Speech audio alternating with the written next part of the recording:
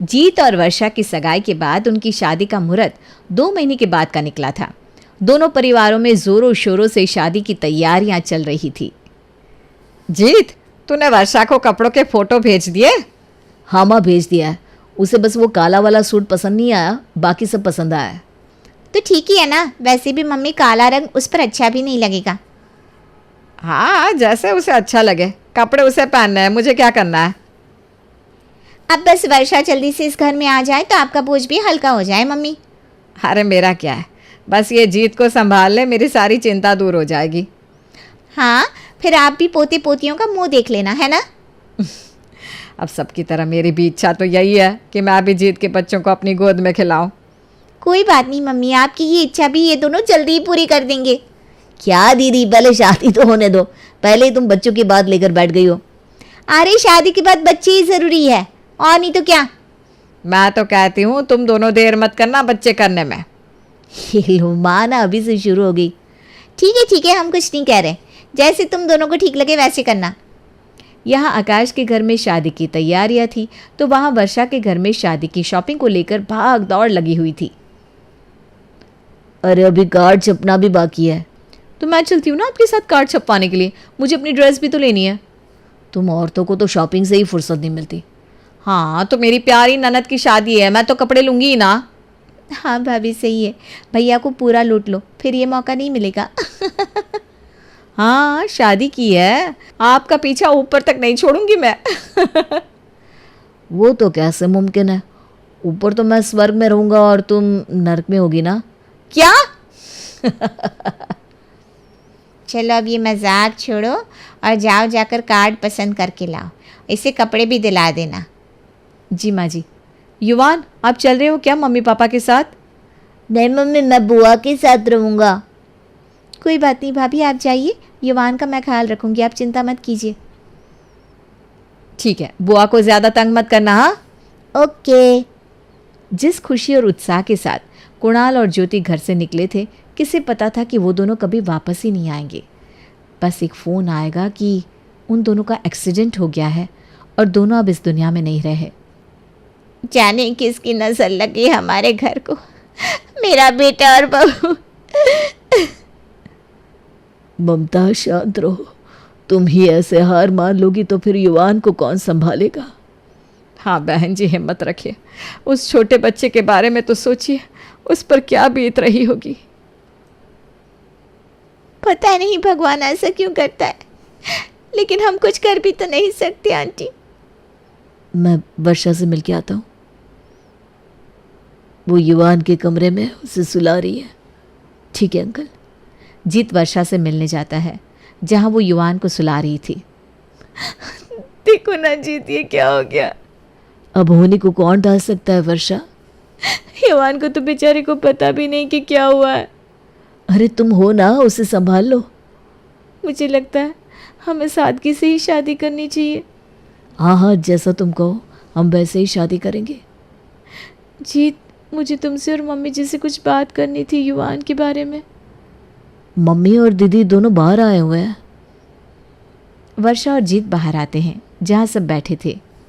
Mummy जी, मुझे आपसे कुछ बात करनी थी। हाँ बेटा, कहो। मम्मी जी, भैया और भाभी के जाने के बाद युवान की जिम्मेदारी मैं लेना चाहती हूँ। मैं उसे अपने साथ ही रखना चाहती हूँ। मम्मी और पापा दोनों की तबीयत ठीक नहीं रहती, वो युवान को संभाल नहीं पाएंगे। क्या मैं युवान को अपने साथ ले आ सकती हूँ ससुराल? युवान को अपने साथ? क्या जीत को इस बात से कोई दिक्कत नहीं है? नहीं माँ, मुझे कोई दिक्कत नहीं है। मैं युवान को अपने बेटे की तरह ही रखूँगा। मम्मी, अगर जीत और वर्षा को कोई दिक्कत नहीं है तो मुझे लगता है हमें भी नहीं होनी चाहिए। हाँ वो तो ठीक है, लेकिन क्या तुम दोनों इस जिम्मेदारी के लिए पूरी तरह से तैयार हो? हाँ माँ जी, मैं वादा करती हूँ, मैं अपने ससुराल की और युवान की दोनों की जिम्मेदारी अच्छे से संभाल लूँगी। ठीक है, अगर तुम दोनों की यही मर्जी है तो तुम युवान को शादी के बाद अपने साथ ले आ सकती हो। थैंक यू मम्मी जी। वर्षा और जीत ने ये साथ में फैसला किया कि वो युवान को अपने साथ में ही रखेंगे। वर्षा के भाई और भाभी की मौत के बाद उन दोनों ने सादगी से शादी करने का फैसला किया। आओ बहू, गृह प्रवेश कर लो। युवान, तुम भी आओ बेटा। मम्मी जी आपका बहुत बहुत शुक्रिया जो आपने हमें युवान को यहाँ रहने के लिए इजाज़त दे दी। आज से युवान के माता पिता हम ही हैं। मैं जानती हूँ मम्मी जी, किसी और के बच्चे को अपनाना कितना मुश्किल होता है, लेकिन मैं वादा करती हूँ कि युवान की वजह से मैं अपने ससुराल की जिम्मेदारियों पर कोई आँच नहीं आने दूंगी। बुआ मुझे भूख लगी है। वर्षा जाओ इसे पहले कुछ खिला दो और तुम दोनों भी आराम कर लो। आओ वर्षा। क्या हुआ माँ, आपको युवान का यहाँ रहना अच्छा नहीं लग रहा क्या? नहीं नहीं, ऐसी कोई बात नहीं है आरती। आपके चेहरे पर साफ दिख रहा है कि आपको कुछ तो दिक्कत है। मैं युवान के यहाँ आने से नाखुश नहीं हूँ। बस मैं ये सोच रही हूँ कि क्या जीत वर्षा युवान की जिम्मेदारी उठा पाएंगे। माँ अब उन दोनों ने कुछ फैसला लिया है तो सोच समझ कर लिया होगा। मुझे लगता है कि वो संभाल लेंगे, पर क्या आप युवान को अपना पाएंगी? तुम्हें क्या लगता है मैं युवान पर अत्याचार करूँगी? नहीं माँ, मैं कहाँ ऐसा कुछ कह रही हूँ। मैं जानती हूँ कि किसी और के बच्चे को अपनाना आसान नहीं होता, लेकिन युवान अगर आज हमारे घर में आया है तो आज से वो भी इस परिवार का हिस्सा है। मैं जानती हूँ आप उसे जल्दी ही अपना लेंगी। अरे युवान को तो मैंने तभी ही अपना लिया था जब वर्षा और जीत ने उसे गोद लेने का तय किया था। मुझे खुशी है कि आप दिल की इतनी अच्छी है माँ। चल अब झूठ मत बोल, तुझे तो यही लग रहा था ना कि मैं युवान को परेशान करने वाली हूँ, हाँ? उसे भला बुरा कहूँगी। अरे नहीं नहीं माँ। चल तू भी अभी आराम कर ले, दामाद जी आते ही होंगे। जानकी ने युवान को पूरे दिल से अपनाया था और जीत और वर्षा भी उसका काफ़ी ध्यान रखते थे, जिससे वो इस घर में अच्छे से हिल मिल जाए। युवान, आज मैं और जीत बाहर जा रहे हैं किसी काम से, आप घर में बैठकर होमवर्क कर लेना। हाँ, मैंने आपके लिए खाना भी बना दिया है, ठीक है? ठीक है। तुम लोग जाओ, मैं हूँ युवान के पास। कोई बात नहीं मम्मी जी, युवान अकेले बैठ जाएगा, आपको परेशानी होगी। अरे मुझे क्यों परेशानी होगी? भला अपने पोते के साथ खेलने में परेशानी होती है क्या? पोता? हाँ, युवान को तुम दोनों ने गोद लिया है तो मेरा तो पोता ही हुआ ना। क्या मैं आपको दादी बुला सकता हूँ? हाँ क्यों नहीं, दादी को तो दादी ही बुलाते हैं। आज दादी और पोता बाहर जाएंगे गार्डन में, ठीक है? ये मजा आएगा। थैंक यू मम्मी जी। अरे अपने पोते के साथ खेलने में थैंक यू कैसा? मैं और युवान तो बहुत मज़े करेंगे, है ना? हाँ दादी। युवान और जानकी को इस तरह देखकर जीत और वर्षा का भी डर अब खत्म हो चुका था। अब ऐसा लग रहा था जैसे पूरा परिवार पूरा हो गया था। युवान भी अपनी नई फैमिली के साथ खुश था और इस खुशी को दुगना कर दिया जब वर्षा ने अपने आने वाले बच्चे की खबर सुनाई। अरे वाह, देखा माँ, मैंने कहा था ना ये जल्दी ही सुनाएंगी खबर। देखो 1 साल में ही बनने वाले हैं ये दोनों भी मम्मी पापा। सच में ये तो बहुत अच्छी खबर है। मैं आज ही मंदिर जाकर प्रसाद चढ़ा कर आऊँगी। ये मैं बड़ा भाई बन जाऊंगा। हाँ, और जब छोटा बेबी आ जाएगा तो हम तीनों गार्डन में जाएंगे। वर्षा, अब तुम अपना ज़्यादा ख्याल रखना प्लीज़, हमारे होने वाले बच्चे का भी। और युवान, तुम थोड़ा मम्मी से दूर रहना, उन्हें तकलीफ मत देना, ठीक है? युवान तो बहुत समझदार है, वो कहाँ किसी को भी तंग करता है। हाँ माँ, फिर भी बच्चा है ना, मैं नहीं चाहता कि मेरे होने वाले बच्चे को कोई भी तकलीफ हो। हाँ युवान, आज से ना दादी के साथ सोया करना तुम। ठीक है। युवान और मेरी तो बहुत अच्छी जमती है, हम दोनों साथ में बहुत मस्ती करेंगे, है ना युवान? यस दादी। वर्षा और जीत अपने आने वाले बच्चे को लेकर काफ़ी खुश थे, लेकिन उसके साथ ही वो कुछ चीज़ों को लेकर अब और भी ज़्यादा सोचने लगे थे। वर्षा, मैं सोच रहा था कि युवान का एडमिशन अब सरकारी स्कूल में करवा दूँ, और उसे ट्यूशन की तो कोई ज़रूरत भी नहीं है, तो वो भी छुड़वा देते हैं। हाँ, वैसे भी अब हमारा बच्चा आने वाला है, हमें उसका भविष्य भी तो देखना है। हाँ, अब तो खर्चे बढ़ने वाले हैं। इससे अच्छा है कि हम युवान को सरकारी स्कूल में डाल देते हैं, इससे उसकी पढ़ाई का खर्चा भी बच जाएगा। सही है, हम कल ही उसका दाखिला करवा देते हैं सरकारी स्कूल में। जीत अगले दिन युवान का सरकारी स्कूल में दाखिला करवाने जा रहा था कि जानकी उससे पूछती है, क्यों बेटा, वो अच्छे खासे स्कूल में पढ़ रहा है, क्यों सरकारी स्कूल में डालना है?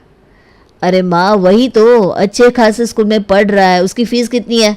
हमें अपने आने वाले बच्चे के बारे में भी तो सोचना है कि नहीं? पापा, मेरे स्कूल में बहुत सारे दोस्त हैं, मैं दूसरे स्कूल में नहीं जाना चाहता। देखो युवान जिद नहीं करते, सरकारी स्कूल में तो तुम्हें जाना ही होगा। जीत, मैं समझ सकती हूँ कि तुम्हें टेंशन है अपने आने वाले बच्चे की, लेकिन युवान 3 साल से एक स्कूल में पढ़ रहा है, उसे अच्छा लगता है वो स्कूल। अच्छा लगता है तो मैं अपने पैसे बर्बाद कर दूं क्या?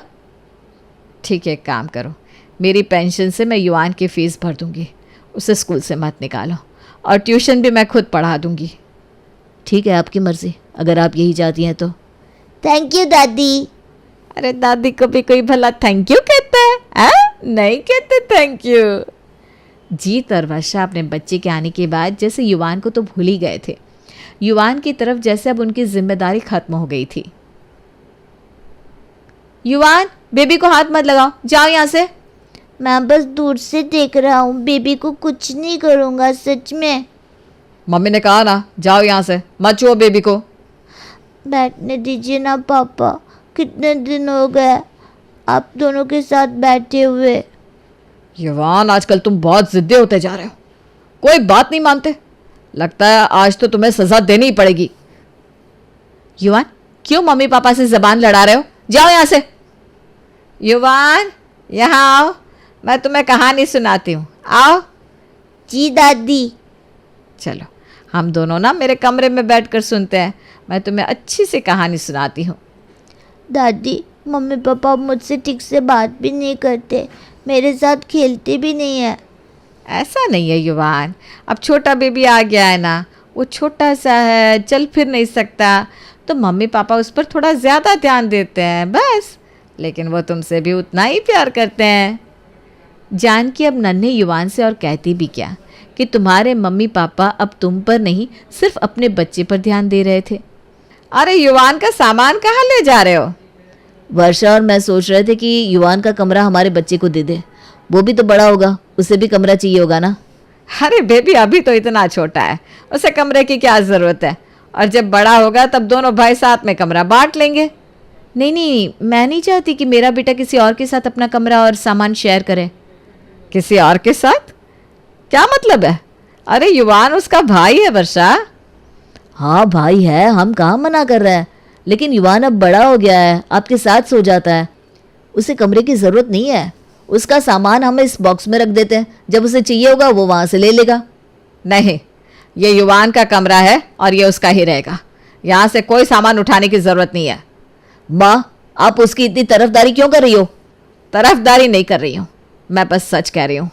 जीत, जब से तुम दोनों का अपना बच्चा आया है, तुम दोनों तो जैसे युवान को भूल ही गए हो। माँ जी, आपका अपना पोता तो ये है ही, युवान आपका सगा पोता नहीं है, आप क्यों ये बात भूल गई हैं? हाँ, पहले तो आपको वो पसंद भी नहीं था। तुमसे किसने कह दिया कि युवान मुझे पसंद नहीं था? मैं तो हमेशा से बस इसी दिन के लिए डरती आ रही थी कि कहीं तुम दोनों उसे भूल ना जाओ, इसीलिए मैं कह रही थी कि तुम दोनों इसकी जिम्मेदारी उठाने के लिए तैयार हो ना। और देखो, जिसका मुझे डर था वही हो रहा है। हाँ तो माँ, पाल तो रहे हैं ना हम उसे, और क्या ही करें। तुम दोनों पहले उसे खुद इस घर में लेकर आए, उसकी जिम्मेदारी उठानी चाहिए, और फिर अपने बच्चे के आते ही उसके खर्चे, उसका कमरा, उसके खिलौने तुम दोनों को ज़्यादा लगने लगे। क्यों? अगर तुम दोनों को उसकी जिम्मेदारी उठानी नहीं थी तो क्यों उसे इस घर में लेकर आए? क्यों उसे यकीन दिलाया कि तुम उसके माता पिता हो? क्यों उसे इस परिवार का हिस्सा बनाया? तुम दोनों ने अपने बच्चे के आते ही उसे एहसास करा दिया कि वो तुम्हारा अपना बच्चा नहीं है। कितनी बार वो दरवाजे के बाहर खड़ा होकर तुम तीनों को देखता है और मुझसे कहता है, दादी, भगवान हमेशा मेरे साथ ही ऐसा क्यों करता है? पहले मेरे माता पिता को अपने पास बुला लिया और अब मम्मी पापा भी मुझे प्यार नहीं करते। क्या मैं इतना बुरा हूँ दादी? और उसके इन मासूम सवालों का मेरे पास कोई जवाब नहीं होता। हम कितने मतलबी हो गए कि हमने युवान के कोमल मन को दुख दिया। हमसे बहुत बड़ी गलती होगी जीत। हाँ, मैंने ही कहा था कि युवान हमारा बड़ा बेटा होगा, और मैं ही अपनी बात को भूल गया। लेकिन माँ जी ने अपना धर्म कभी नहीं भुलाया। उन्होंने युवान को वो प्यार दिया जो हम दोनों कभी नहीं दे पाए। लोग कहते हैं कि दादी कभी अपने सौतेले पोते पोती की नहीं हो सकती, लेकिन मैं तो कहती हूँ कि आपने माँ जी युवान को पूरे परिवार का प्यार दे दिया। युवान इस घर का बड़ा पोता है और बड़ा पोता ही रहेगा। जीत और वर्षा को अपनी गलती का एहसास होता है और उनकी आंखों से पश्चाताप के आंसू बहने लगते हैं। अगर जानकी जैसी दादी हो तो किसी भी अनाथ को कभी परिवार की कमी महसूस नहीं होगी। दुनिया में सिर्फ माँ का प्यार ही ऐसा होता है जिसमें कोई मिलावट नहीं होती, लेकिन हर कोई इस प्यार से वाकिफ हो ये भी तो जरूरी नहीं। काश मेरी माँ होती। माँ कैसी होती है पापा? माँ बहुत अच्छी होती है बेटा। मैं तेरे लिए नई माँ ले आता, लेकिन मैं जानता हूँ मेरी गुड़िया को भले ही आज माँ का प्यार ना मिल रहा हो, लेकिन मैं तो हूं ना, मैं सौतेली माँ का भरोसा नहीं कर सकता। चहक पिता के साथ बड़ी होती है। उसके पिता हर जरूरतों का ख्याल रखते, लेकिन कहते हैं ना कि माँ तो माँ ही होती है। चहक बड़ी होती है और कॉलेज में जाती है, जहाँ उसकी सारी सहेलियाँ आपस में बात कर रही होती है।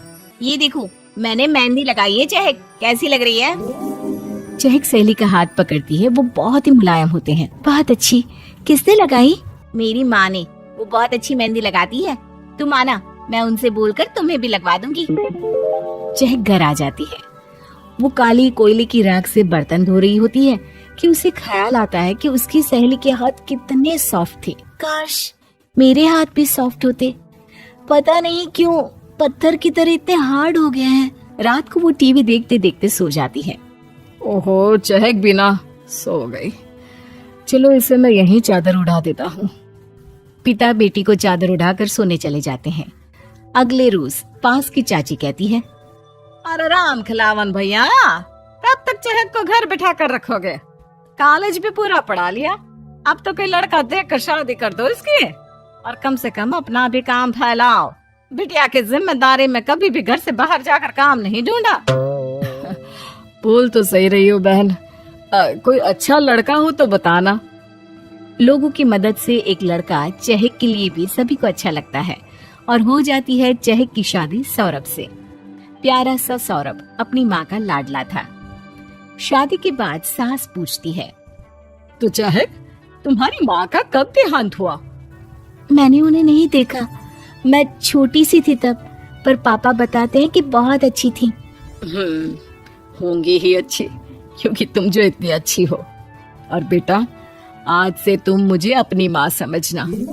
चहक हाँ में सर हिला देती है, लेकिन दूसरों की सुनी कहानी वो भी नहीं भूल पाती, जहाँ सास का रूप किसी चुड़ैल से कम नहीं कहा जाता था।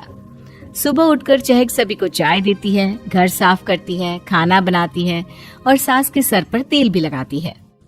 अरे तुम्हारे हाथ तो बहुत हार्ड है चहक। जी वो माँ नहीं थी ना, तो घर का सारा काम मैं ही करती थी, जिससे हाथ ऐसे हो गए। चहक के बोलकर सास के सर पर तेल लगा ही रही होती है कि उसकी आंख से एक आंसू सीधा टपक कर सास के गाल पर गिरता है। सास समझ जाती है कि चहक अपनी माँ को मिस करती है। एक शाम बारिश में कपड़े उतारते वक्त चहक भीग जाती है और उसे जोर जोर से छींके आने लगती है। ओहो, ये ले चाय, मैंने इसमें तुलसी, अदरक, काली मिर्च डाली है, इससे तेरी सारी खांसी दूर हो जाएगी। तू कमरे में चल, मैं बाम लेकर आ रही हूँ। चहक सास की दी चाय लेकर कमरे में जाती है। वो सोच रही होती है कि आज तक किसी ने उसके खांसने की इतनी चिंता नहीं की थी कि खुद के हाथ से इतनी अच्छी चाय बनाकर दे दे। चहक मन ही मन खुश हो रही होती है कि उसकी कजिन सिस्टर का फोन आता है। अरे कैसी हो, कैसा है ससुराल? लगा रखी है सास तुम्हारी लंका? नहीं दीदी, मैं आज बारिश में भीग गई थी। उल्टा सासू माँ ने तो अपने हाथ से काली मिर्ची, अदरक और मसाले वाली चाय बना दी और वो अभी बाम लेने गई है। सच में दीदी अब पता चला कि माँ का प्यार क्या होता है। अरे रुक रुक, ज्यादा इमोशनल ना हो। तुझे क्या लग रहा है कि उनको तेरी केयर है? हाँ और क्या? नहीं कोई केयर नहीं है उन्हें। अरे वो जानती है ना, बहू बीमार पड़ गई तो सारे काम किसे करने पड़ेंगे? बता। सास को। गुड, अच्छा है तुझे जल्दी समझ में आ गया। माँ का प्यार, वो भी सास में। सास तो उल्टा काम नहीं करेगी तो घर से बाहर निकाल देगी। मेरी सास ने नहीं किया था ऐसा, याद है ना जब मैं 4 महीने माँ के पास थी। इतना बोलकर बहन फोन रख देती है कि तभी कमरे में सास आ जाती है और हाथ में होता है बाम। अरे चाय ठंडी कर दी, बेटा गर्मा गर्म पियोगी तभी तो अच्छी होगी ना। और लेट जाओ, मैं बाम लगा देती हूँ। चहक थोड़ा घबरा जाती है और सास को कहती है, सासू माँ आप रहने दे, चिंता ना करे, मैं सारे काम कर लूंगी, आप परेशान ना हो। सास को चहक की बात अजीब लगती है। वो समझ नहीं पाती कि चहक को क्या हो गया। काम की तो मैंने कोई बात ही नहीं की बहू, और तुझे इतना तेज जुकाम लगा है तो काम कैसे करेगी। चहक को लग रहा है कि सास झूठा दिखावा कर रही है।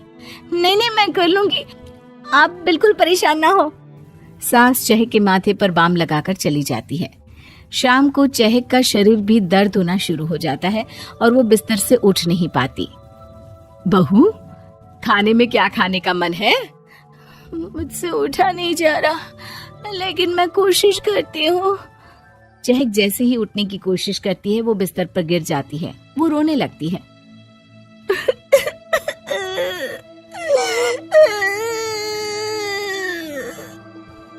अरे बहू, रो क्यों रही हो? और उठने की कोशिश मत करो। बेटा मैंने तो सिर्फ ये कहा कि क्या खाने का मन है।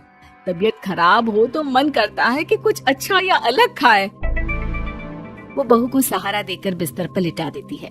शाम को डॉक्टर आते हैं और बहू को दवाई देकर जाते हैं, जिससे वो ठीक हो जाती है। अगली सुबह बहू जैसे ही किचन में जाती है, वहाँ कोई औरत खाना बना रही होती है। घर भी पूरा चमक रहा होता है। माँ, ये कौन है? हम लोगों के घर में क्या कर रही है? अब तुझे किचन में जाने की जरूरत नहीं है चहक। और हाँ, घर की सफाई भी हो चुकी है। चहक को लगता है कि सास उसे घर से निकाल देगी। वो रोने लगती है। माँ प्लीज ऐसा मत करिए, ये मेरा ससुराल है। मैं पापा के पास जाकर उन्हें फिर से परेशान नहीं करना चाहती। मैं पूरा काम करूंगी, मैं वादा करती हूँ, और अपना बुखार भी नहीं आने दूंगी। आपकी सेवा पे करूंगी।